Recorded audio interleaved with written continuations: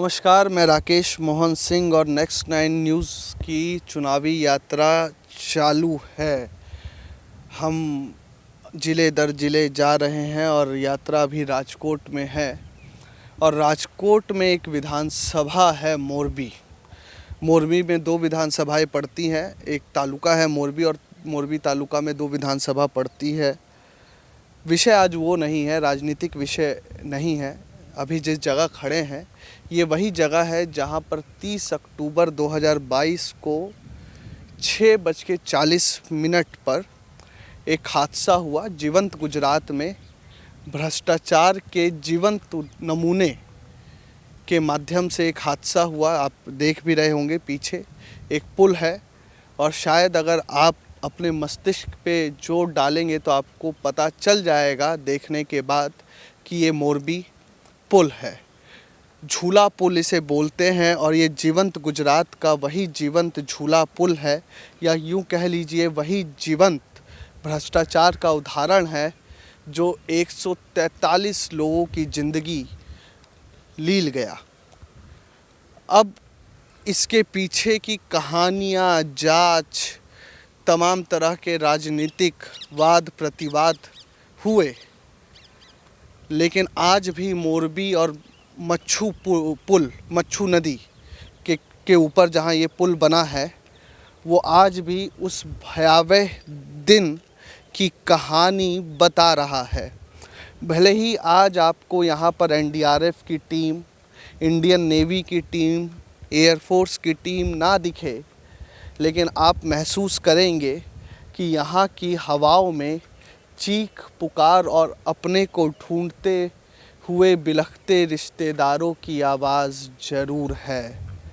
मोरबी पुल हादसा भ्रष्टाचार का एक संयोग ही था कि जो रोशनी के त्यौहार, या यूँ कह लीजिए गुजरात के नए साल के दिन 143 जिंदगियों को लील गया। भारत देश की, दुनिया, उभरता देश, विकासशील देश, तमाम बातें और दुनिया की 5वीं सबसे बड़ी अर्थव्यवस्था, लेकिन यहाँ पर एक जूता बहुत चलता है और उस जूते को बोला जाता है चांदी का जूता। ये चांदी का जूता बनता किससे है? ये चांदी का जूता बनता है भ्रष्टाचार रूपी कच्चे माल से। और ये जिसके सर पर पड़ता है वो भारत में तो ज़रूर चिल्लाता है once more, once more, once more. इस भ्रष्टाचार में चांदी के जूते की प्रेमिका है राजनीति और राजनीतिक पार्टियां। इसके दामाद है नेता और पुत्र है प्रशासन, जिसको पता ही नहीं चला कि ओरेवा कंपनी ने कब इस पुल को पर्यटकों के लिए खोल दिया। ये चांदी के जूते का ही कमाल है कि उसके बेटे को पता ही नहीं चला कि कंपनी ने कब पर्यटकों के लिए इस ब्रिज को खोल दिया, जिसकी 6 महीने से मरम्मत चल रही थी। राजनीति जो प्रेमिका है इस चांदी के जूते की, उसका काम बन गया। चुनाव में आरोप प्रत्यारोप का खेल शुरू हुआ, दौरे शुरू हुए और दामाद अब चुनावी मैदान में है, नेता चुनावी मैदान में है। 1 और 5 तारीख को मतदान है गुजरात में। अभी तो उनकी छोटी छोटी उंगलियां दिख रही होंगी, लेकिन जैसे ही मतदान जीतेंगे उनके नाखून निकल आएंगे और उन्हीं नाखून की बदौलत वो भ्रष्टाचार करेंगे और भ्रष्टाचार करके कई माँओं की कोख सूनी कर देंगे। कई पिताओं से उनके बुढ़ापे की लाठी को चीर देंगे। कई बच्चियों को अनाथ कर देंगे। ये है मोरबी पुल और विश्व की सबसे बड़ी 5वीं अर्थव्यवस्था का हाल। व्यवस्था देखिए कि प्रशासन इस हादसे को हुए लगभग आप 19 दिन से 20 दिन बीत चुके। 6:40 का वो दिन, लेकिन आज भी मच्छू नदी का ये तट चीख चीख कर उस समय की गवाही दे रहा है जब ये हादसा हुआ होगा। मैं थोड़ा सा कैमरामैन को कहूँगा कि वो दिखाएं, कि मेरे साथ थोड़ा सा आगे की तरफ आए। ज़्यादा दूर नहीं जाएं आप। जब आप इस मोरबी के आसपास आएंगे, इस पुल के नीचे आएंगे, जब हम देख रहे थे इस पुल को, समझ रहे थे इस भ्रष्टाचार की कहानी को, समझ रहे थे 19वीं शताब्दी के इतिहास को, तो अनायासी नज़र पड़ी कुछ जूते चप्पलों पर। एक जूता है ठीक मेरे पैर के पास, जो इस भ्रष्टाचार की शायद भेंट चढ़ गया होगा। छोटा सा जूता है। जूते के साइज़ को अगर देख लें आप, तो समझ में आएगा कि 11-12 साल के ज़्यादा बड़ा बच्चा नहीं रहा होगा। अब सोचिए इस जूते को पहनने वाले पुत्र के माता पिता की क्या स्थिति होगी। सरकार द्वारा जो राशि सहायता के रूप में दी गई 6 लाख, उससे क्या इस बेटे के माँ बाप का दर्द भर पाएगा। और अगर थोड़ा चलें, इस तरफ ही आ जाते हैं, तो आपको और देखने को मिलेगा कि कैसे ये 1880 का पुल, जिसको ओरेवा कंपनी के सुपुर्द किया गया था। पीपीपी एक नियम है इस देश में, पब्लिक प्राइवेट पार्टनरशिप। तो ना यहाँ पर पब्लिक ना प्राइवेट, दोनों ही इस मोरबी पुल हादसे के बाद समझ में आता है कि अपने काम से कैसे मुंह चुराते हैं। प्रशासन ने अपने स्तर पर खूब मेहनत की होगी, लेकिन लीजिए एक 3 से 4 साल की बच्ची का चप्पल भी यहाँ रह गया। अभी तक उस बच्ची ने अपने पिता के कंधे पर बैठकर ठीक से मेले नहीं घूमे होंगे, दुनिया नहीं घूमी होगी। माँ की गोद में बैठकर अभी वो जिद करना सीख रही होगी। पिता माँ बच्ची को घुमाने इस पुल पर लाए होंगे, और कौन जानता था कि ये पुल यहाँ पर घूमना, यहाँ पर आकर उमंग अपने परिवार में भरना उनकी जान की आफत बन जाएगी। 143 जिंदगियों के खून पर टूटा हुआ ये पुल अब इस विश्व गुरु और 75 वर्ष के हो चुके लोकतंत्र और इस अमृत काल के भ्रष्टाचार को बता रहा है, उसके गुणगान गा रहा है। इसके बाद भी अगर नेता अपने चांदनी महल में सो पाते हैं तो क्या कहना। एक बहुत ही चर्चित बात है कि आपके चांदनी महल में सब गुलाबी है, और जनता अगर इस चुनाव में भी सवाल ना पूछे तब इस लोकतंत्र के लिए खतरा उत्पन्न होता है। आप समझिए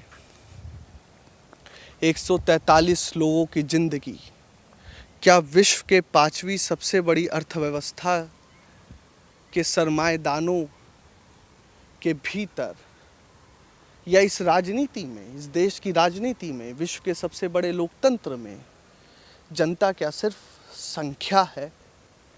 अधिकारों की बात सिर्फ संविधान और न्यायालयों में होती है? अभी न्यायालय में भी ये मसला है, सुप्रीम कोर्ट में जनहित याचिका लगी और 14 नवंबर को इसकी सुनवाई भी हुई।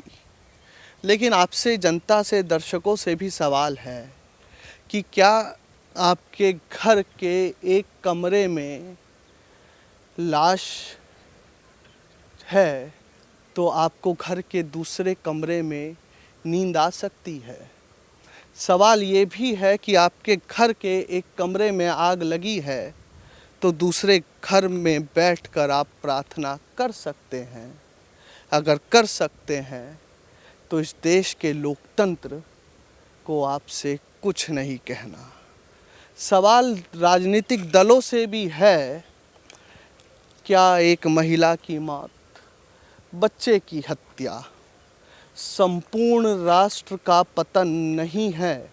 अगर आपको नहीं लगता ये संपूर्ण राष्ट्र का पतन है, तो भी आपसे कुछ नहीं कहना।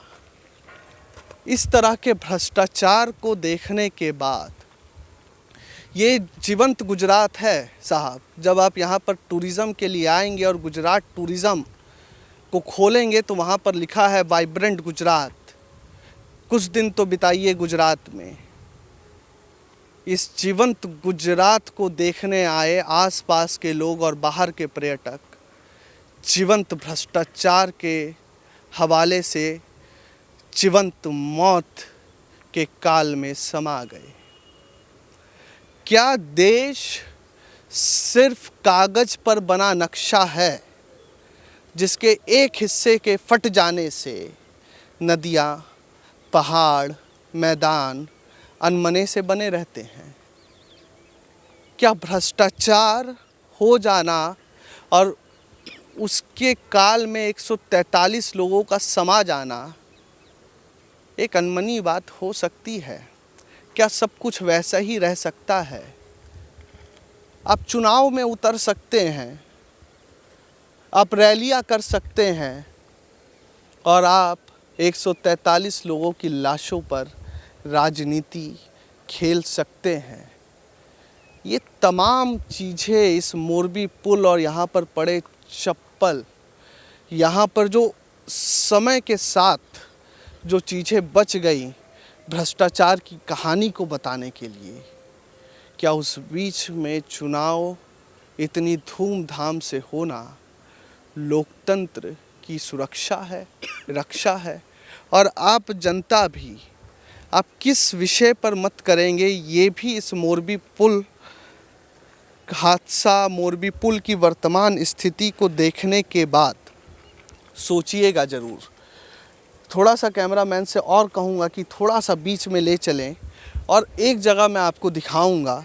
जब मैं यहाँ पर आया कैमरामैन के साथ, अपनी टीम के साथ, तो शासन प्रशासन किस तरीके से काम करता है उसका भी आप जीवंत उदाहरण देखेंगे।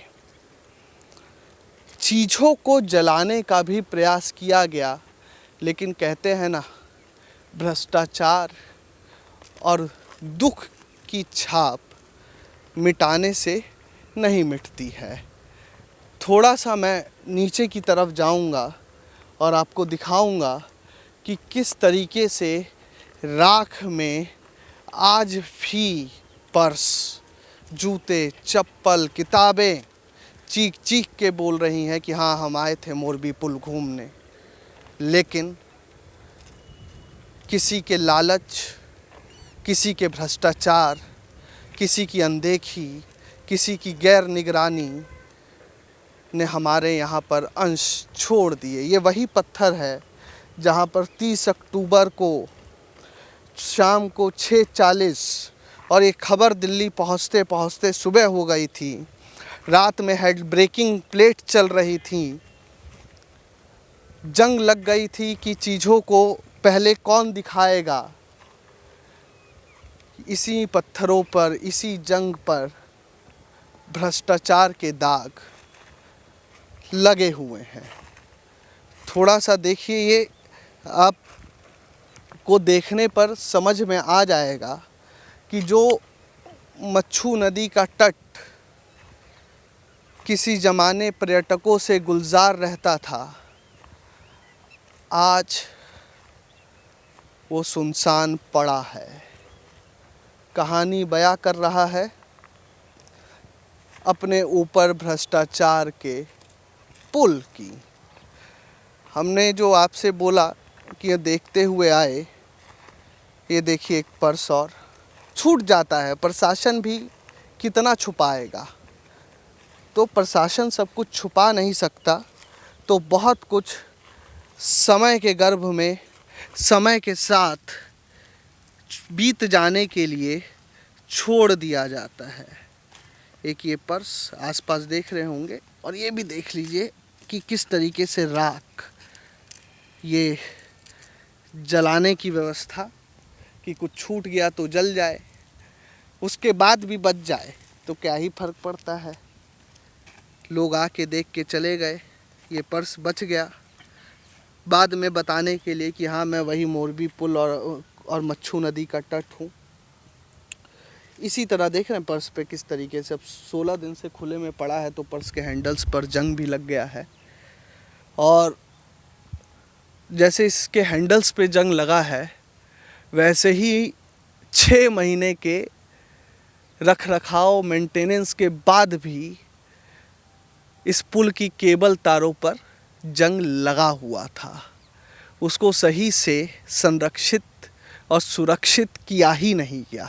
और ये बात हम नहीं कह रहे, पब्लिक डोमेन में है और शुरुआती जांच में निकल कर आई है। एसआईटी अभी जांच कर रही है और 3 सिक्योरिटी गार्ड, 2 क्लर्क, टिकट काटने वाले और 2 मैनेजर को पकड़ लिया है, क्योंकि ये पुल का कॉन्ट्रैक्ट शायद उन्हीं लोगों ने साइन किया था। शायद वही जानते थे कि इस पुल का मेंटेनेंस सही से नहीं हुआ, इसलिए टिकट क्लर्कों को पकड़ लिया गया। शायद सिक्योरिटी गार्ड ही सिर्फ जानता था कि यहाँ पर उसकी ही हाँ होने के बाद ही 125 लोगों की कैपेसिटी वाले पुल पर 500 लोग चढ़ गए, इसलिए उसको जेल में डाल दिया गया। लेकिन project engineer, detail project report तैयार करने वाले एग्जीक्यूटिव इंजीनियर्स, ओरेवा कंपनी के उच्च पदाधिकारी, जिन्होंने ये बोला था मेंटेनेंस के बाद कि अब 8 से 10 साल इस पुल को देखने की आवश्यकता ही नहीं है, बोला भी सही था। क्योंकि अब शायद इस पुल के हादसे लोगों के मन में इतने गहरे बैठ गए हैं कि 8 से 10 साल तक मच्छू नदी का तट अब यूं ही वीरान रहेगा। तो गिरफ्तारियां हो चुकी हैं, एसआईटी की जांच चल रही है, जांच होती रहेगी।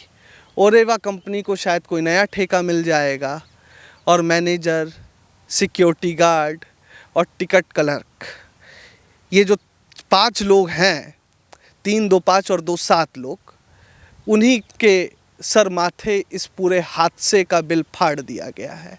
शायद इन्हीं लोगों ने पुल का मेंटेनेंस किया, शायद इन्हीं लोगों की इजाज़त से पुल में 125 की जगह 500 लोग सवार थे, शायद इन्हीं लोगों का लालच जाग गया था और यही लोग 17 और 12 रुपए के लालच में इन्होंने 143 ज़िंदगी लील गए और 180 लोगों को झूलने के लिए छोड़ दिया गया।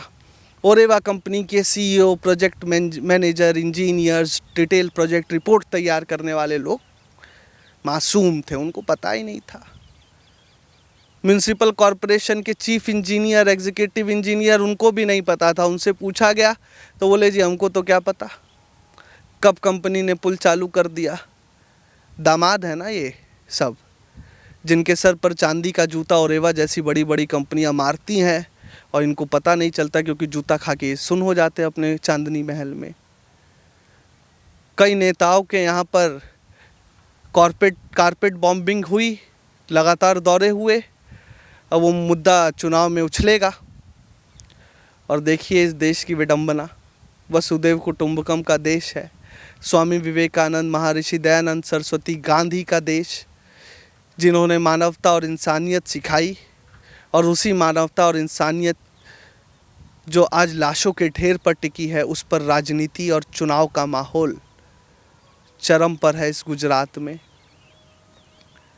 तो समझिए इस बात को कि भ्रष्टाचार संयोग नहीं होते, प्रयोग होते हैं, और आम आदमी को उसके बाद मिलता है तो सिर्फ जांच और 6 लाख रुपए की सहायता, जिस पे आप अपनी ज़िंदगी चलाइए और आपकी इससे ज़्यादा कीमत भी नहीं है। इस देश में 135 करोड़ वाले देश में 143 लोग कम भी हो गए, क्या फ़र्क पड़ता है, उतने हर सेकंड पैदा हो गए होंगे। तो आप सिर्फ जनसंख्या हैं और मतदान के समय मतदाता, उसके बाद आप गिरिए मरिए, नहीं फर्क पड़ता है जी। तो समझिए इस बात को कि भ्रष्टाचार संयोग नहीं प्रयोग होते हैं, अब 1-2 साल नहीं गिरेगा कोई पुल, लेकिन फिर गिरेगा। कलकत्ता में भी गिरा था तो उसे एक्ट ऑफ फ्रॉड बोला गया। शायद ये पुल एक्ट ऑफ गॉड था। अच्छा हुआ किसी देश के बड़े नेता ने ये नहीं कहा कि पुल नहीं गिरा, लोहे की तारें खुल गई थी। ये अपनी अपनी विवेचना है, परिस्थितियां हैं। राजनीतिक दल अब खुलकर चुनावी माहौल में एक तरीके से कह लीजिए बिजी हो गए। अब आप आइए 1 तारीख को यहाँ पर चुनाव मतदान कीजिए, हम जीतेंगे, उसके बाद मिठाइयाँ बांटेंगे, उसके बाद हम कौन और आप कौन। देखे है ना फिल्म हम आपके हैं कौन, बहुत फेमस फिल्म थी। तो मोरबी पुल से इतना ही, थोड़ा बहुत सोचे दिखा दें आप लोगों को कि हादसे ख़त्म हो जाते हैं, लेकिन उसकी छाप सालों तक रहती है दिलों में, दिनों तक रहती है ज़मीन पर। कैमरामैन सुमित के साथ मैं राकेश मोहन सिंह, भ्रष्टाचार के पुल के नीचे से गुजरात चुनाव के बीच में शाम को दिखाएंगे टंकारा विधानसभा का गुजरात चुनावी माहौल। तब तक दीजिए इजाज़त, धन्यवाद।